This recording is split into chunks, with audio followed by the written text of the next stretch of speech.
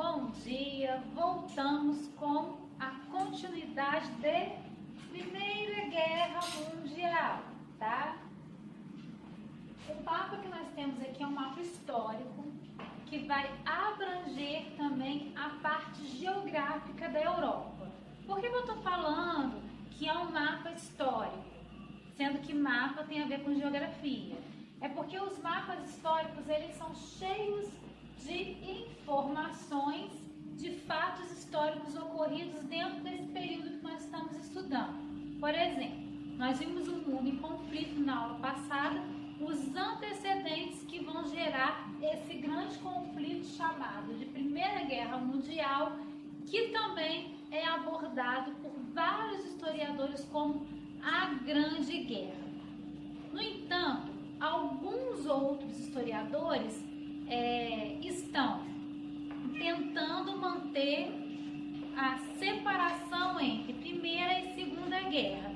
E existe um grupo de historiadores que está tentando juntar essas duas guerras como se fosse uma guerra só. Até porque o intervalo de tempo entre uma guerra e outra é muito pouco, tá? E a principal, a atriz principal, o personagem principal dos dois conflitos, tanto da primeira quanto da segunda, é a nossa querida Alemanha. E aí nós vamos prestar atenção aqui no mapa, que está mostrando a Europa em 1914. Esse mapa aqui, eu vou separá-los em partes para vocês e vai aparecer aí no vídeo, tá bom? A Europa em 1914, a Europa de 1914 a 1918 e, por fim, a Europa no final, como que muda a geografia da Europa. Por que que isso é importante? Por que que a geografia é importante nesse momento? Porque o que vocês conhecem como Europa, como continente europeu da atualidade, é resultado disso daqui. Então, a Primeira Guerra, ela muda o cenário geográfico também. Por isso que ela também é abordada dentro de geopolítica em determinados anos. Primeiro, segundo, terceiro, vestibular, cursinho preparatório, ensino fundamental, nós vamos focar em Primeira Guerra.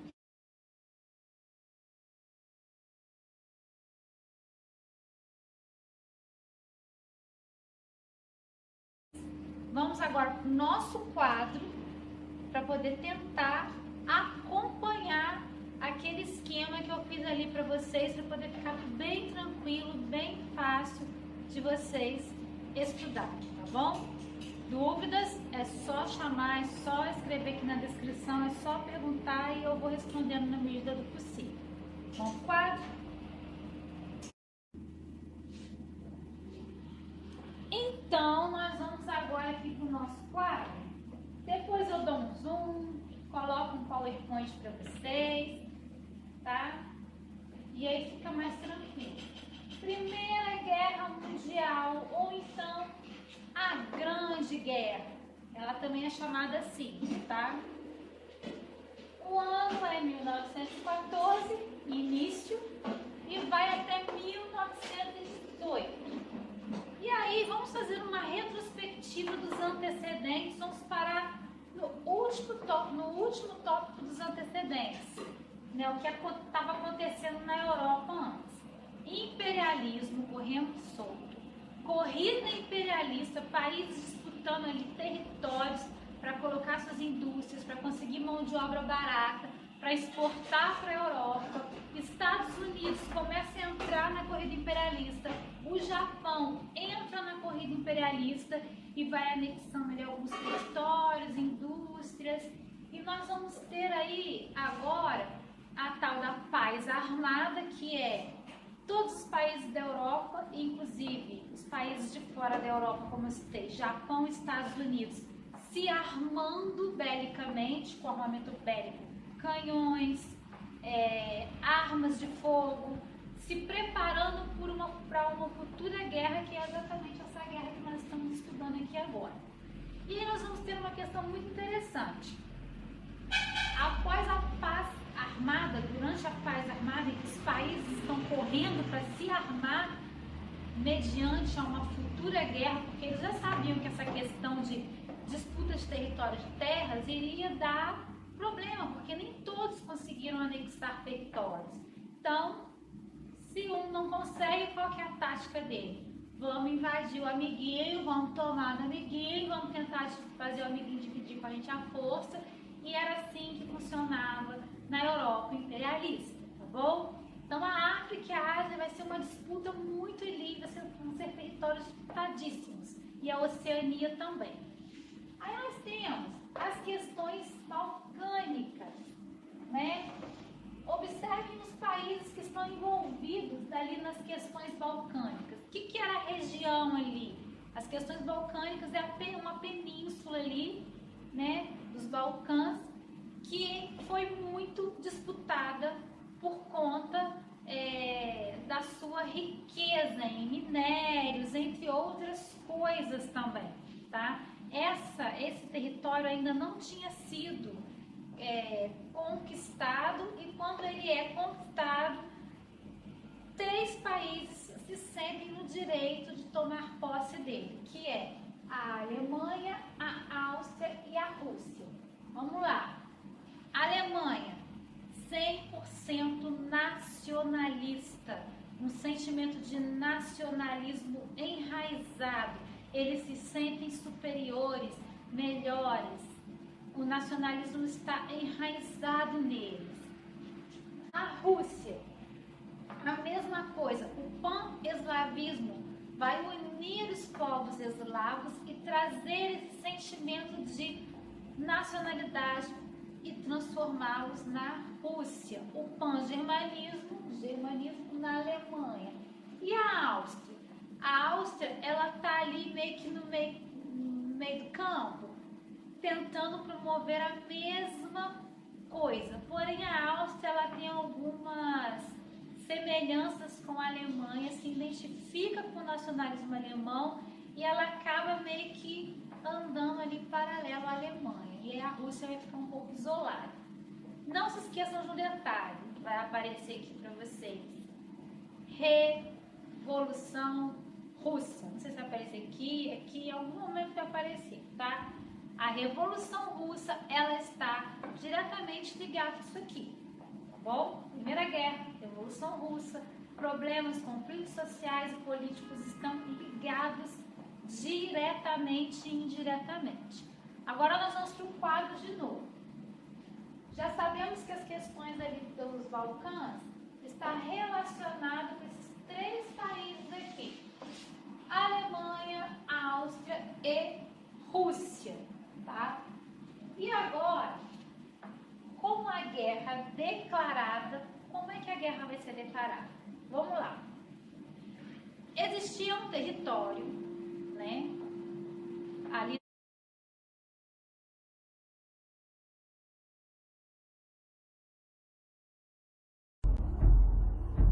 Domingo, 28 de junho de 1914.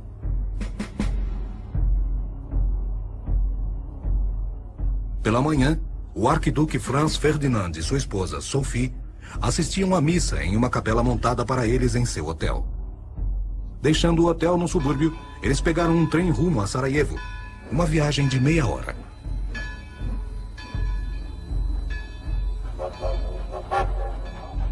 No terminal da ferrovia, nos limites da cidade, eles se transferiram para automóveis. E com eles seguiram o resto do caminho. Entrou em Sarajevo em torno das 9h30 e 10 horas da manhã, seguindo para a prefeitura. A chuva da manhã tinha parado. A capota do carro foi aberta. Naquela manhã, Gavrilo Princip, um adolescente bósnio-sérvio que tinha como escolha de carreira ser um mártir, estacionou com os conspiradores junto aos aterros do Apel, em 3 lugares interceptados por pontes. O veículo do arquiduque passaria, portanto, na frente de um punhado de assassinos nacionalistas. Na primeira das pontes, a procissão do arquiduque entrou na zona de matança. 3 conspiradores formaram uma linha ao longo da margem do rio e mais 2 na terra. A primeira tentativa de matar o arquiduque veio da margem do rio, através de Nedeljko Kabrinović, que pediu a um policial para apontar qual era o carro de Franz Ferdinand. Então, em um poste de luz, ele tirou a trava de sua bomba para detoná-la. Ele jogou a bomba contra o carro do arquiduque, batendo contra a capota sanfonada do conversível, de onde ela rolou para explodir contra a roda do carro que vinha na sequência. A condessa sentiu algo bater contra seu pescoço, enquanto os ocupantes do carro de trás tiveram ferimentos leves. Príncipe, que ouviu a explosão e gritos da multidão, correu para o local onde parecia tudo ter terminado. Os policiais tinham Kabrinovich firmemente sob custódia e o estavam arrastando para a delegacia. Nenhum dos outros conspiradores foi encontrado. Sozinho, Príncipe voltou para o seu ponto inicial na margem do aterro do Apel, no que era chamada Ponte Latina. Ele atravessou a rua. Dos outros conspiradores, um estava tão apertado na multidão que não conseguiu tirar sua bomba do bolso. O segundo viu um policial parado junto a ele e achou que qualquer movimento seria arriscado demais. O terceiro sentiu pena da esposa do arquiduque e não fez nada. O quarto perdeu a paciência e foi para casa. Franz Ferdinand decidiu cancelar seus planos, o que fez com que sua procissão manobrasse por becos sinuosos em direção ao museu. Depois de uma parada na prefeitura para uma recepção e discursos, ele insistiu em ir até o hospital visitar o coronel Marise, levemente ferido no ataque. O motorista do carro da frente não foi avisado da mudança de planos e virou para as vias principais em direção ao museu. Quando o motorista do arquiduque percebeu o erro, parou o carro para ver qual o melhor caminho para voltar à rota do hospital. Eles estavam parados a menos de 1,5 metro do desanimado príncipe. Ele ficou estonteado com sua sorte repentina e rapidamente se agarrou àquela chance. Ele buscou a bomba em seu bolso, mas logo percebeu que, apertado na multidão, não conseguiria movimentar o braço para jogá-la no alvo. Então ele puxou sua pistola e deu 2 tiros a queima-roupa. O primeiro tiro acertou a jugular do arquiduque. O segundo tiro acertou a duquesa no abdômen, enquanto ela se levantava para socorrer seu marido. Príncipe virou a arma para si, mas foi contido do disparo por um espectador que o jogou no chão. A confusão seguiu conforme a multidão e a polícia batalhavam para pegar o assassino juvenil. Príncipe tentou se matar mais uma vez. Pegou em seu bolso uma cápsula e engoliu. O veneno era velho e não funcionou, fazendo apenas com que ele vomitasse. A multidão o cercou e começou a espancá-lo. A polícia o arrastou para longe da multidão. Enquanto isso, a limusine se apressou para pedir ajuda.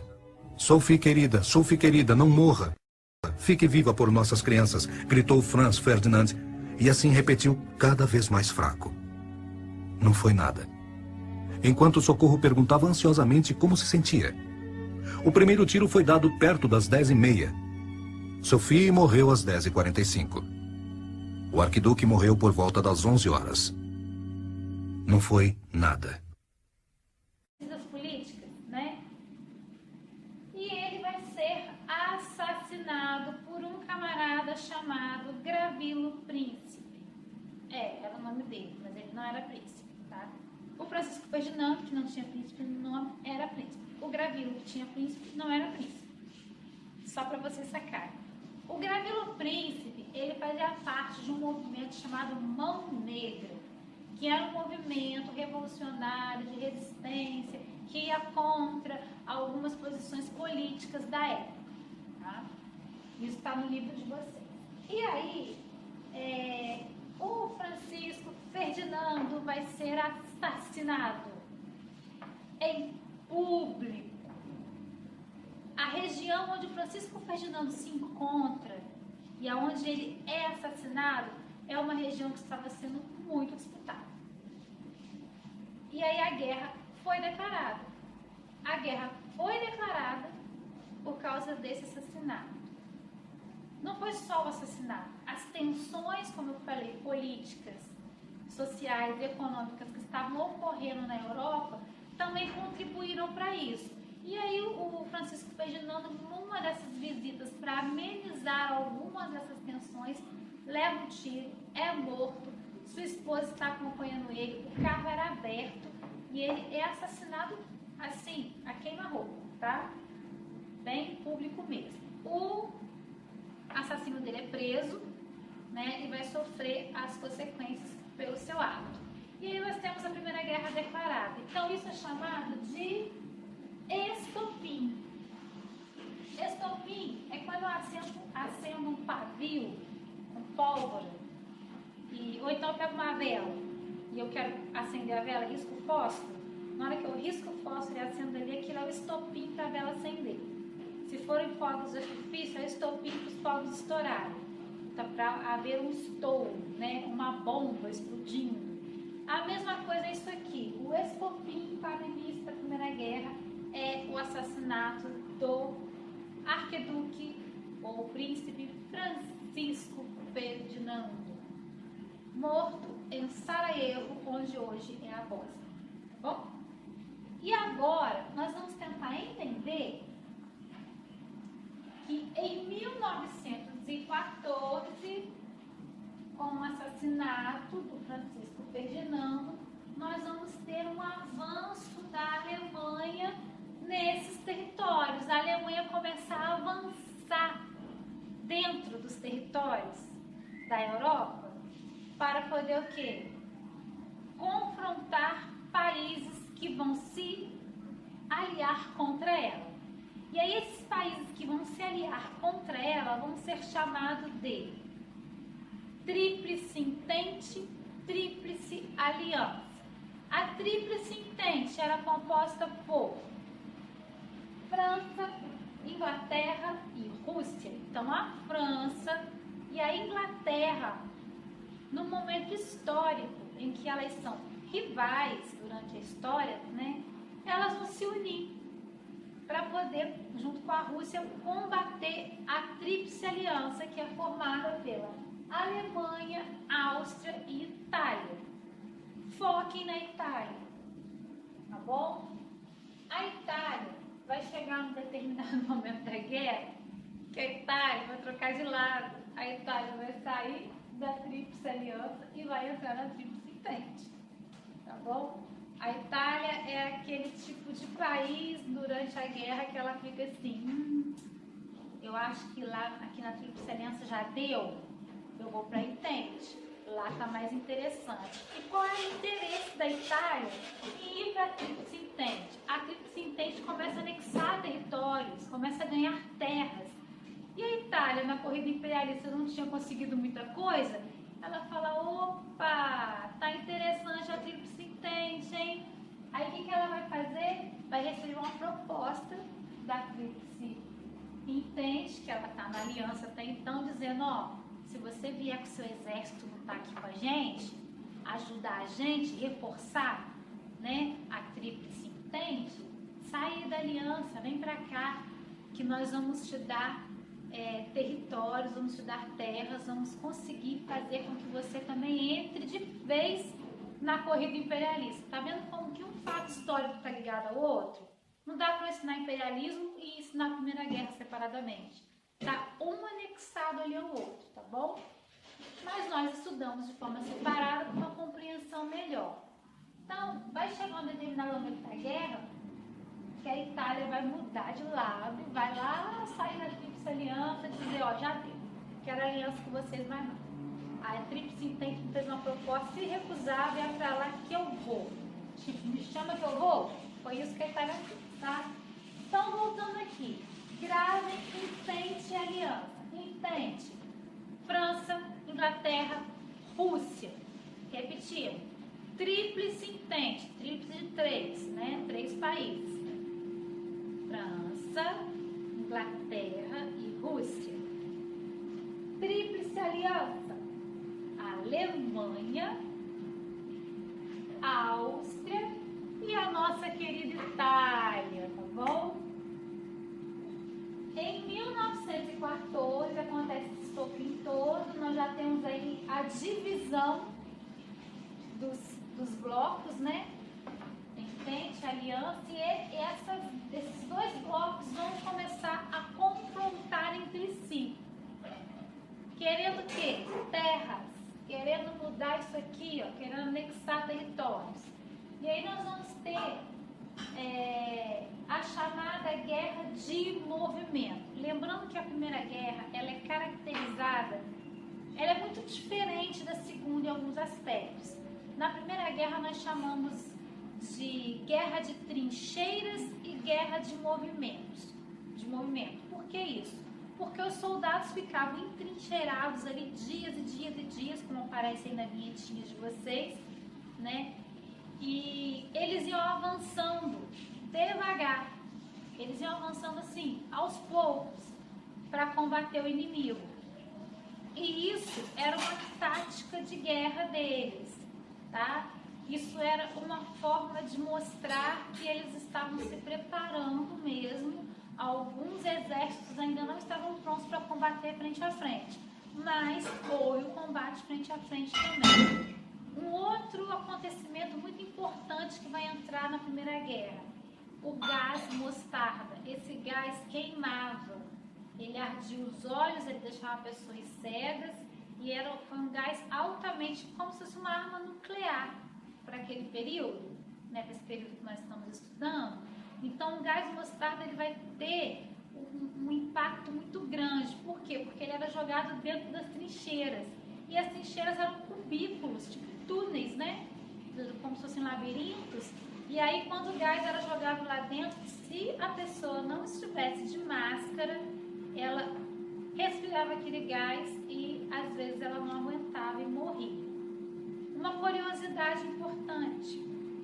Adolf Hitler lutou na Primeira Guerra e ele quase morreu por conta do gás mostarda.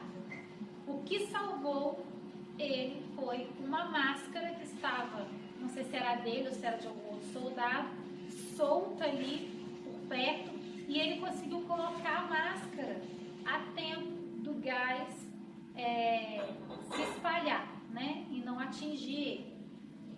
Mas ele quase morreu. E aí aquele bigodinho que ele usa, tô rindo porque é engraçado, aquele bigodinho horroroso dele,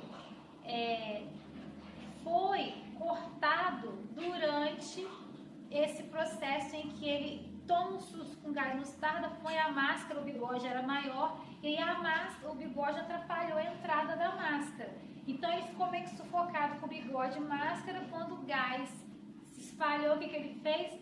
Cortou o bigode, deixou o bigode quadradinho aqui assim, para a máscara encaixar. Vai aparecer o modelo da máscara para vocês, tá? Para vocês verem como era. Vocês terem uma noção do que os soldados passavam. E aí ele consegue encaixar a máscara e nunca mais ele muda aquele modelo de bigode, né? Só que na Segunda Guerra ele não combate. Ele é o bicho-papão da Segunda Guerra, né? Mas vamos voltar aqui para a Primeira. Essa é só uma curiosidade para que vocês saibam por que o bigode do Adolf Hitler era daquele jeito, né? É curiosidade da história, eu acho interessante. E aí nós vamos ter aqui um avanço alemão chamado de guerra de movimento. Só a Alemanha que trabalha com essa guerra de movimento? Não, todos os países. Porém a Alemanha ela vai avançando cada vez mais e meio que ameaçando a galera. Então na Primeira Guerra Mundial a Alemanha ela não veio a passeio, ela veio para mostrar que ela era a potência imperialista. Lembrando que a Inglaterra que era a potência imperialista nesse momento, tá? E a Alemanha só queria fazer frente a outros países imperialistas. E aí nós temos aqui, em 1916, a Batalha de Verdun. Existem vários filmes que abordam essa batalha em específico. Muitas batalhas dentro da Primeira Guerra vão ser colocadas como batalhas com nomes de locais. Verdun é um local, tá bom? Uma região onde vai acontecer essa batalha. E aí nós vamos ter, dentro dessa batalha, as guerras de trincheiras.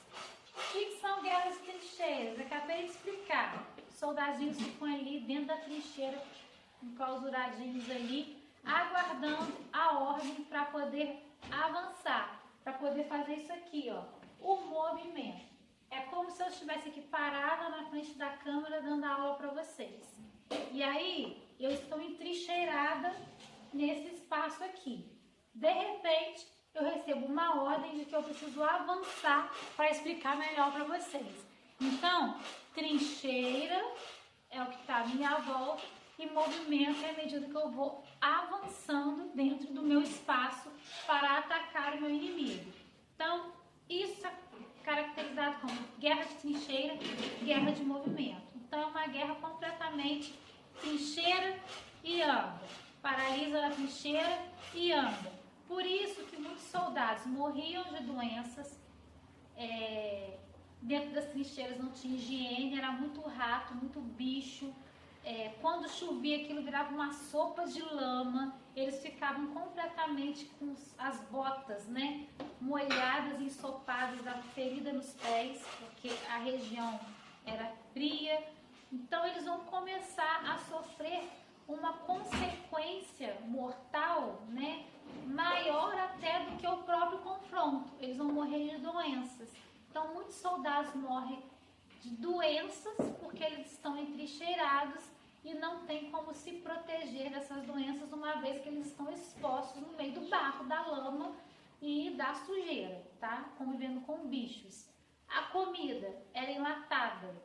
Como assim? Lembra que a Revolução Industrial estava a 1000 por hora? Estamos na segunda Revolução Industrial. O que os países que têm indústria vão fazer? Vão começar a fornecer vender, tá, gente? Não é doar comida para soldado, não. Vai vender comida enlatada para alguns países mandarem para os seus soldados em forma de suprimento. E aí, alguns países que têm mais poder na indústria vão começar a boicotar a entrada de comida nas trincheiras para os soldados. Então, além de morrer de doença, eles morriam de fome também. Então, a Primeira Guerra é um conflito muito triste, muito pesado, e a gente tem uma impressão de que a Segunda foi pior, mas não existe guerra pior. Guerra é ruim em qualquer situação. Lembrando que guerra gera dinheiro, tá? Muito dinheiro, muito lucro. Vamos agora para... Já falamos da Batalha de Verdun. Uma coisa importante. Em 1914, a Rússia está bombando aqui, ó, na guerra de movimento contra a Alemanha. E aí nós vamos ter uma curiosidade importante. 2 anos depois, em 1917, a Rússia vai se retirar da guerra. Ela vê que não dá para ela e sai, tá bom? E aí vai entrar quem? Lembra que eu falei que os Estados Unidos da América, ele entra na corrida imperialista? Se ele entra na corrida imperialista, ele vai entrar na guerra também, gente. País imperialista é país que vai entrar na guerra. E aí os Estados Unidos entram na guerra, né? A guerra vai acabar em 1918, ele entra ali na reta final. Só que ele ganha a grande fama do país que entrou e ajudou a ganhar a guerra, a vencer a guerra, né? E em 1918 nós vamos ter alguns acordos firmados para que a guerra acabe, para que a guerra entre no seu ciclo final, tá bom? Nós vamos abordar separadamente os 14 pontos de Wilson, não vai ser hoje, vai ser de uma outra forma, tá bom?